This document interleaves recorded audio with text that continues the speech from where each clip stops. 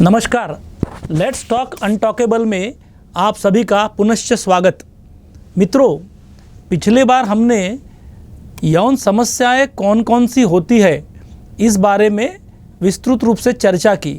महिलाओं की यौन समस्याएं क्या होती है, पुरुषों की यौन समस्याएं क्या होती है, इस बारे में हमने चर्चा की। अब हमें जानना है कि यौन समस्याओं के क्या क्या कारण होते हैं। सभी लोगों को ऐसा लगता है कि यौन समस्याएं ज़्यादातर शारीरिक कारणों से होती है, किंतु ये सरासर गलत है। यौन समस्याएं जनरली मानसिक ज़्यादा होती है। अब मानसिक कारणों में बहुत सारे कारण हमने पिछले बार भी देखे थे कि हमारे मन में कुछ भ्रांतियाँ रहती है, हस्तमैथुन के बारे में, नाइटफॉल के बारे में, या स्वप्नावस्था के बारे में, जिसको हम गलत तरीके से स्वप्न दोष कहते हैं, उसके बारे में हमारे मन में गलत धारणाएं होती है और उस कारण भी यौन समस्याएं आ सकती है। बट इन दोनों गलतफहमियों या भ्रांतियों के अलावा भी सेक्स जीवन में या यौन जीवन में लोगों को जानकारी ही नहीं होती। तो अज्ञान ये सबसे बड़ा कारण है कि देखो, समाज में क्या होता है कि एक 25 साल तक एक लड़का या 22-23 साल तक एक लड़की, इनकी शादी होती है। शादी के पहले समाज में हमारे ये बातें कोई बुज़ुर्ग आदमी या कोई डॉक्टर या कोई सोशल वर्कर ये कोई बताता नहीं है। हम जो सेक्स के बारे में जानते हैं, सेक्स जीवन के बारे में जानते हैं, ये सब हमारे जो दोस्त लोग होते हैं या सहेलियां होती है, मित्र होते हैं, उनके तरफ से हमारे ये जानकारी मिलती है। हम हमेशा बोलते हैं कि हमेशा जानकारी किस रूप से मिलती है, कौन सी जानकारी मिलती है, सही है या गलत है, ये बात की बात है, पर जानकारी कौन दे रहा है, जानकारी देने वाला क्या सही में जानकार है, इज़ ही नॉलेजेबल। हम ये कभी जांच पड़ताल करके लेते ही नहीं है। कोई भी दोस्त ने बोला कि ये ऐसा है, इसके कारण ये होता है, हम उसको मान लेते। ये सब मैं सिर्फ यौन जीवन के बारे में नहीं बोलता हूँ, लेकिन हमारे समाज में हम हमारी समस्याएं हमारे दोस्तों को, रिश्तेदारों को, इनको बताते रहते हैं और फिर उनको जो लगता है वो उसका कारण बताते रहते हैं या उपचार बताते रहते हैं। और हमेशा ऐसे उपचार बताने वाले गलत रहते हैं, क्योंकि उनको इसकी जानकारी नहीं रहती। उन्होंने भी कहाँ से सुना है, कुछ तो भी सुना है, आपको वो बताते रहते हैं। तो हमेशा ध्यान में रखिए कि जानकारी कहाँ से मिलती है, ये जानना बहुत ज़रूरी है। अब ये हो गया पुराने ज़माने की बात। आजकल के ज़माने में क्या हो गया है, एक बहुत सबका एक बहुत बड़ा मित्र या सबका एक बहुत बड़ा गुरु आ गया है, और वो है गूगल गुरु। ये गूगल भाई साहब, आप कुछ भी डालो उसके ऊपर उनकी जानकारी वो देते हैं। अब ये जानकारी आप देखते हो, आपने कुछ भी डाला, जैसे फॉर एग्जांपल सेक्सुअल प्रॉब्लम है और आपने डाला इरेक्टाइल डिस्फंक्शन, ये एक पुरुषों का सेक्स प्रॉब्लम रहता है। हमने पिछली बार इसके बारे में चर्चा भी की है। तो वो इरेक्टाइल डिस्फंक्शन डालने के बाद गूगल आपको 100, 200, 400 जितने भी वेबसाइट्स है उसके नाम देंगे। अब ये वेबसाइट कौन सी अच्छी है, कौन सी ख़राब है, ये वेबसाइट में जिन्होंने ये इन्फॉर्मेशन अपलोड की है उनकी जानकारी क्या है, उनकी डिग्रियाँ क्या है, क्या सही में वो डॉक्टर्स है, क्या ये जानकारी बहुत अच्छे जर्नल्स रहते हैं, हमारे मेडिकल्स के जर्नल्स रहते हैं, उनसे आती है, या कोई भी उसको लिख देगा। जो एक आधा क्वैक होगा वो भी कुछ तो भी लिख देगा, एक आधा झोला छाप डॉक्टर होगा वो भी कुछ लिख देगा। और अगर हम वो जानकारी पढ़ते हैं और उसके ऊपर विश्वास रखते हैं तो हमारी जानकारी पूरी गलत साबित होती है। सो इसलिए आजकल के ये IT ईरा में जो बोलते हैं, इन्फॉर्मेशन ईरा है, इन्फॉर्मेशन का युग है। इन्फॉर्मेशन तो बहुत सारी है, लेकिन सही इन्फॉर्मेशन कहाँ है, कौन सही इन्फॉर्मेशन दे सकता है, इसके बारे में भी हमने अपना माइंड अप्लाई करना चाहिए। तो अज्ञान ये सबसे बड़ा शत्रु है मनुष्य का। ऐसा बोला जाता है कि मुझे अगर कुछ मालूम नहीं है तो मैंने किसी से पूछना चाहिए, और पूछने का बड़ा सरल तरीका है जो हम नहीं मानते, नहीं उसको उपयोग में लाते।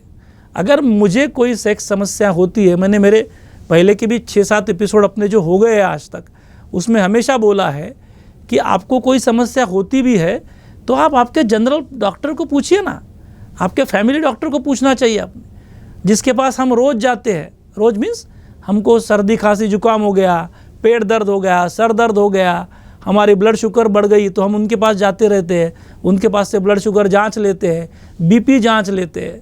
तो तकरीबन महीने में एक आध बार तो लोग फैमिली डॉक्टर के पास अपने फैमिली के किसी न किसी को लेके जाते ही है, और वो फैमिली डॉक्टर आपकी भलाई चाहता है।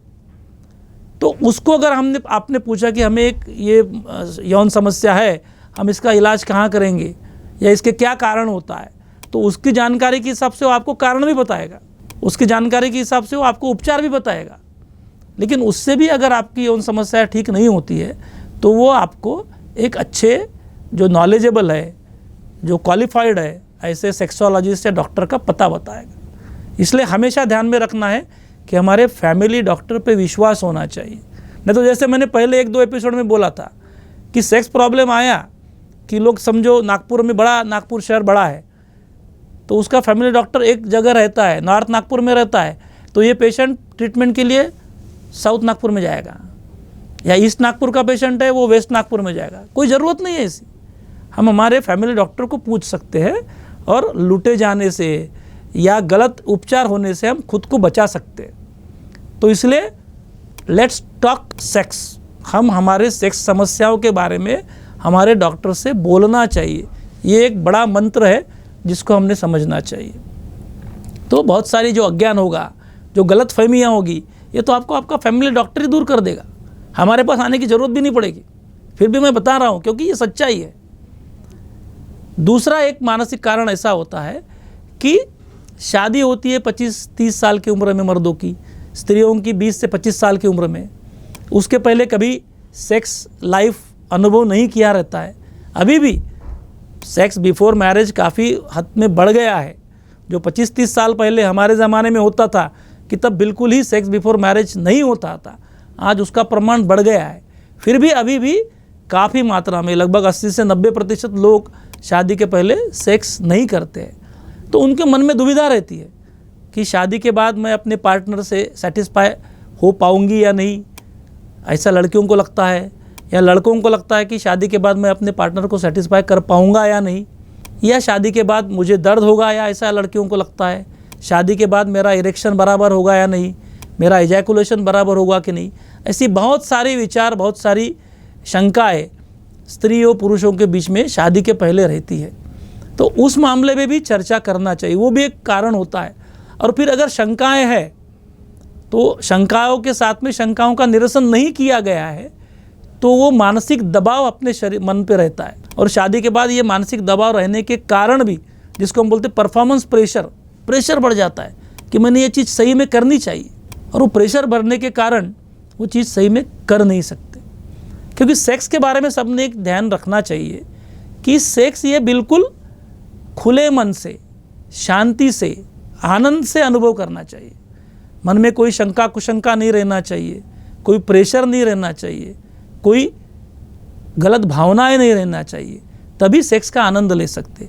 और ये सेक्स का आनंद लेने वाले 2 लोग रहते हैं, एक पुरुष और एक स्त्री।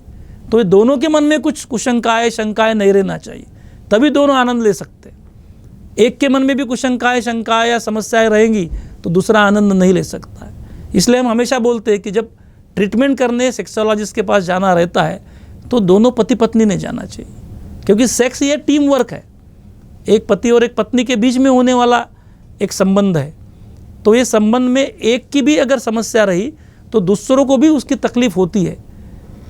हम देखते हैं कि अगर पति को बुखार आया या पत्नी को बुखार आया तो पति पत्नी दोनों साथ में डॉक्टर के पास जाते हैं, है ना। लेकिन यौन समस्या रहेंगी तो बोलते नहीं ये मेरा प्रॉब्लम नहीं है, तुम्हारा प्रॉब्लम है, तुम जानो। जबकि इसमें उसकी समस्या के कारण इसको भी उसके परिणाम भुगतने पड़ सकते हैं। तो दोनों ने जाना चाहिए, क्योंकि हम जब सेक्स प्रॉब्लम्स ठीक करते हैं तो सेक्स की पूरी जानकारी हमें चाहिए रहती है। हमें आपसे सिर्फ जानकारी लेना पड़ता है, क्योंकि शरीर को तो जांच लेंगे हम लोग, लेकिन एग्जैक्टली क्या प्रॉब्लम होता है, अगर दोनों पति पत्नी, दोनों पार्टनर अगर डॉक्टर के साथ में संवाद करते हैं, कम्युनिकेशन करते हैं, जिसको हम हिस्ट्री टेकिंग बोलते हैं, तो हिस्ट्री टेकिंग बराबर अच्छी तरह से होंगी।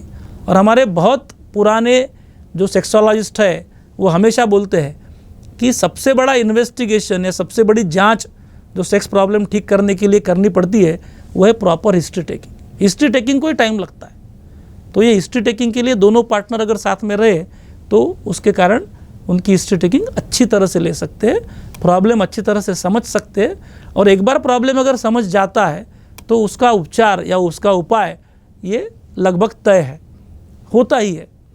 अच्छा, लोगों को दूसरी एक गलतफहमी है कि सेक्स प्रॉब्लम पे या यौन समस्याओं पे मॉडर्न मेडिसिन, यानी जैसा मैं MBBS MD हूँ, इसको हम मॉडर्न मेडिसिन बोलते हैं, आप लोगों की भाषा में इसको एलोपैथी बोलते हैं। तो लोगों को लगता है एलोपैथी में इसका उपचार ही नहीं है, क्योंकि हम इश्तिहार नहीं देते, पेपर में इश्तिहार देना, ये करना, ये हमें अलाउड नहीं है। तो इसके कारण लोगों को लगता है कि शायद ये एलोपैथी में उपचार ही नहीं है, इसलिए वो एलोपैथी डॉक्टर को पूछना ही बंद कर देते हैं। और पेपर में अगर इश्तिहार आते हैं, आजकल तो इंटरनेट में इतने सारे इश्तिहार आते हैं, वो उस पर ही ज़्यादा ध्यान देते हैं। तो ये नहीं करना चाहिए। जैसे मैंने बोला कि फैमिली फिजिशियंस को पूछो और जो भी डॉक्टर होगा, स्पेशलिस्ट होगा, उसके पास जाओ। तो ये गलतफहमी भी छोड़ दीजिए, जबकि मॉडर्न मेडिसिन में तो बहुत सारे उपचार है, हर यौन समस्याओं के ऊपर दवाइयाँ हैं। सिल्डेनाफिल, टाडालाफिल, वर्डेनाफिल, एवानाफिल, यूडेनाफिल, ऐसे टाइप की बहुत सारी दवाइयाँ हैं जो नपुंसकत्व को भी ठीक कर सकती है। शीघ्रपतन के लिए भी काफ़ी दवाइयाँ हैं। इच्छा नहीं रहती है, हार्मोन्स की कमी रहती है, उसके ऊपर भी काफ़ी दवाइयाँ हैं। हम जब एक एक सेक्सुअल प्रॉब्लम लेंगे तो उस दवाई का जिक्र भी करेंगे। तो दवाइयाँ भी अवेलेबल है। लेकिन मैं आपको बता देना चाहता हूँ कि सेक्सुअल प्रॉब्लम, जैसा मैंने पहले ही बोला, कि ये मानसिक होते हैं, तो सिर्फ दवाइयों से ही उपचार हो जाएगा, ये सोचना भी गलत है। दवाई के साथ साथ में परामर्श, काउंसलिंग कि संबंध कैसे करना चाहिए, संबंधों के साथ करते समय मन में कैसे विचार होना चाहिए, एक दूसरे के साथ बर्ताव कैसा होना चाहिए, ऐसे बहुत सारे जो अहम मुद्दे होते हैं जिसको हम सेक्स काउंसलिंग या सेक्स थेरेपी बोलते हैं, उसके जरिए भी हम सेक्स प्रॉब्लम ठीक कर सकते हैं। ऐसा बोला जाता है, एक प्लिसिट मॉडल करके मॉडल है, मैं आपको अभी ये लेट्स टॉक अनटॉकेबल में हम इस बारे में पूरी खुली तरह से और पूर्ण चर्चा करने वाले हैं कि हमारे वाचकगण इसके बारे में पूरी तरह से जान ले कि एक प्लिसिट करके मॉडल होता है सेक्स में। उसमें क्या होता है, प्लिसिट यानी PLISSNIT। तो P यानी परमिशन गिविंग, कि सेक्स प्रॉब्लम बहुत कॉमन है। मैंने जैसे पिछली बार बोला, इरेक्टाइल डिस्फंक्शन 10%, प्रीमैच्योर इजैकुलेशन 15 से 20% कॉमन है। तो हर एक को क्या लगता है कि शायद मैं अकेला ही इस प्रॉब्लम से जूझ रहा हूँ या ये प्रॉब्लम से ग्रस्त हूँ। तो ऐसा सोचने की कोई ज़रूरत नहीं है। तो हमारे पास जब पेशेंट आ जाता है, वो देखता है कि सेक्सोलॉजिस्ट है और हमारे पास 2-4 पेशेंट बैठे दिखते हैं उसको, तो उसको लगता है कि ठीक है, ऐसे लोग बहुत सारे हैं, तो मैं भी सेक्स से प्रॉब्लम आता है तो कुछ मुझ में बहुत ज़्यादा कमी नहीं है, मैं भी इससे ठीक हो सकता हूँ। तो ये परमिशन उसको अपने आप मिल जाती है। या डॉक्टर भी जब उसके सेक्स के बारे में या सेक्स प्रॉब्लम के बारे में अच्छी तरह से जानता है, पूछता है, अच्छी तरह से एक मित्र के रूप में या एक सहकारी के रूप में उससे बात करता है, तब भी उसको अच्छा लगता है कि हाँ, मैं ठीक हो सकता हूँ। ये हो गया परमिशन। दूसरा है लिमिटेड इन्फॉर्मेशन, LI। तो बहुत बार बहुत सारे लोगों को जानकारी नहीं होती सेक्स करना कैसा करना, सेक्स के बारे में, पोजीशंस के बारे में, सेक्स के पहले के फोरप्ले के बारे में, इसके बारे में बहुत बार बहुत जानकारी नहीं होती। मुझे भी लगता है कि आज हम सब ये इन्फॉर्मेशन ईरा में, सब इंटरनेट में, स्मार्टफोन के साथ में हम जी रहे हैं, लेकिन ये बेसिक इन्फॉर्मेशन ही बहुत सारे मर्दों को या बहुत सारी स्त्रियों को नहीं रहती है। और उसके कारण ये लिमिटेड इन्फॉर्मेशन भी अगर उनको हम देते हैं तो भी उनके प्रॉब्लम्स सॉल्व हो सकते हैं। फॉर एग्जांपल, एक कपल का सेक्स बराबर नहीं होता है, तो उनको प्रॉपर सेक्स की पोजीशंस भी बताने के कारण उनके सेक्स प्रॉब्लम ठीक हो सकते हैं। अलग अलग सेक्स प्रॉब्लम होते हैं। मैं एक सिंपल आपको समझाने के लिए बता रहा हूँ कि लिमिटेड इन्फॉर्मेशन भी काफ़ी होती है। उसके बाद में स्पेसिफिक सजेशन, SS। तो ये स्पेसिफिक सजेशन यानी सेक्स करते समय जो भी उनको प्रॉब्लम्स होते हैं, तो कुछ स्पेसिफिक हम सजेशंस बताते हैं कि ये ऐसे ऐसे आप क्रिया करिए तो आपके सेक्सुअल प्रॉब्लम्स ठीक होंगे। और चौथी स्टेप होते हैं इंटेंसिव थेरेपी यानी IT, PLISS एंड आखिरी वाला रहता है IT यानी इंटेंसिव थेरेपी, यानी ज़्यादा। तो काउंसलिंग करेंगे या सेक्स थेरेपी देंगे, उनके मानसिक उपचार करेंगे, मानसोपचार करेंगे, और उनको अगर शायद दवाइयाँ लगती है तो दवाइयाँ भी देंगे। ये सबको बोलते हैं इंटेंसिव थेरेपी। और ऐसा लोगों ने पाश्चात्य देशों में जब भी इसके बारे में चर्चा होती है, संशोधन होता है कि सबका मतलब है ये PLISS, ये 3 स्टेप में लगभग 60 से 70% रुग्णों को या जो पेशेंट्स रहते हैं सेक्स प्रॉब्लम से ग्रस्त, उनको इन तीनों स्टेप से ही उनका उपचार हो जाता है। सिर्फ 30 से 40% लोग या 20 से 30% लोगों को ही इंटेंसिव थेरेपी लगती है, क्योंकि उनके प्रॉब्लम थोड़े गहरे होते हैं, मानसिक प्रॉब्लम भी थोड़े गहरे होते हैं। तो इतना सिंपल और सरल उपचार होते हैं। और अगर मानसिक रूप से जब भी हमारे पास पेशेंट आता है तो हम क्या करते हैं कि सबसे पहले उसका शरीर जांच लेते हैं, क्योंकि मैं डॉक्टर हूँ, MBBS MD हूँ, तो मुझे पहले उसका शरीर जांचना पड़ता है। शरीर में कोई कमी है या नहीं है वो देखनी पड़ती है। उसको डायबिटीज़, BP, हार्ट डिसीजेस या और दूसरे कोई प्रॉब्लम, साइकेट्रिक प्रॉब्लम्स है, थायराइड प्रॉब्लम्स है, ऐसे कोई प्रॉब्लम्स है तो उसका भी उनका ये बराबर उपचार चल रहा है, उनकी ये प्रॉब्लम्स कंट्रोल में है नहीं, ये देखना पड़ता है और उनकी कुछ टेस्ट करनी पड़ती है। इसके साथ साथ में हम उसको मानसिक भी कुछ प्रॉब्लम है या नहीं है, उसका पति पत्नी के साथ में संबंध कैसे है या नहीं है, ये भी देखते हैं। और इस चर्चा के बाद में ही हम उनको उपचार करते हैं। तो हमारे पास बहुत सारे ऑप्शंस हैं। ऐसा नहीं कि मैं जो बोल रहा हूँ कि सिल्डेनाफिल, टाडालापिल, वर्डेनापिल, यूडेनापिल और आइवानापिल यही हमको दवाइयाँ देनी है, जबकि हमारा तो कहना है कि हम दवाइयों के साथ साथ में आपके मानसिक और आपके वैवाहिक जीवन में भी जो कमियां हैं या जो कारण है उनको भी दूर कर सकते हैं। इसलिए किसी को भी अगर सेक्स प्रॉब्लम होते हैं तो हम उनसे डरना नहीं चाहिए। अगले हमारे एपिसोड्स में हम एक एक प्रॉब्लम्स लेके उनके कारणों की और विस्तृत रूप से चर्चा करेंगे और उनके उपचारों के बारे में भी आपको बताएंगे। तब तक नमस्कार।